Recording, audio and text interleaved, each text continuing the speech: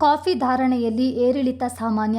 ಆದರೆ ಕಳೆದ ವರ್ಷದಿಂದೀಚೆಗೆ ಅರೇಬಿಕಾ ಮತ್ತು ರೋಬಸ್ಟಾ ಕಾಫಿಯ ಬೆಲೆ ಏರುತ್ತಲೇ ಇದ್ದು, ಪ್ರಸ್ತುತ ಚಿನ್ನದ ಬೆಲೆ ಬಂದಂತಾಗಿದೆ. ಕಳೆದ ವರ್ಷ ಬಹುತೇಕ ರೈತರು 8,000 ಬೆಲೆಗೆ ರೋಬಸ್ಟಾ ಕಾಫಿ ಮಾರಾಟ ಮಾಡಿದ್ದರು.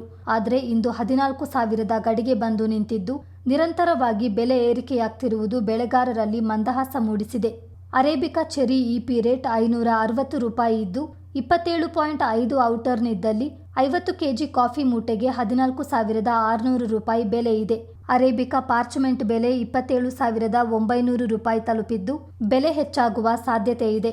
ರೋಬಸ್ಟಾ ಕಾಫಿಯ ಇಪಿ ರೇಟ್ ₹475 ಇದೆ.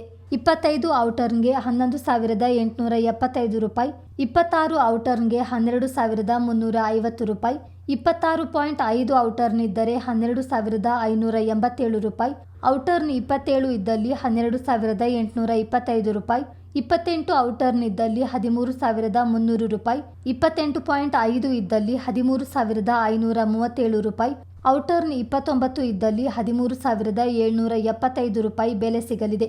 ರೋಬಸ್ಟಾ ಪಾರ್ಚ್ಮೆಂಟ್ ಬೆಲೆ ₹23,800 ತಲುಪಿದ್ದು, ಸಾರ್ವಕಾಲಿಕ ದಾಖಲೆ ಕಂಡಿದೆ. ಸಾಮಾನ್ಯವಾಗಿ ಕಾಫಿ ಕೊಯ್ಲು ಸಂದರ್ಭ ದರ ಕುಸಿತ ಇರುತ್ತದೆ. ಕೊಯ್ಲು ಮುಗಿದ 2-3 ತಿಂಗಳ ಬಳಿಕ ಅಲ್ಪ ಏರಿಕೆ ಕಂಡುಬರುತ್ತದೆ. ಆದರೆ ಈ ಬಾರಿ ಕಾಫಿ ಕೊಯ್ಲು ಕಾರ್ಯ ಆರಂಭಗೊಳ್ಳುವ ಮೊದಲೇ ಬೆಲೆ ಏರಿಕೆ ಆರಂಭಗೊಂಡಿತು. ಬ್ರೆಜಿಲ್, ವಿಯೆಟ್ನಾಂನಲ್ಲಿ ಹವಾಮಾನ ವೈಪರೀತ್ಯದಿಂದಾಗಿ ಅಂತಾರಾಷ್ಟ್ರೀಯ ಮಾರುಕಟ್ಟೆಗೆ ಕಾಫಿ ಸರಬರಾಜಿನಲ್ಲಿ ತೀವ್ರ ಕೊರತೆ ಉಂಟಾಗಿರುವುದು ಕಾಫಿ ದರ ಏರಿಕೆಗೆ ಕಾರಣವಾಗಿದೆ.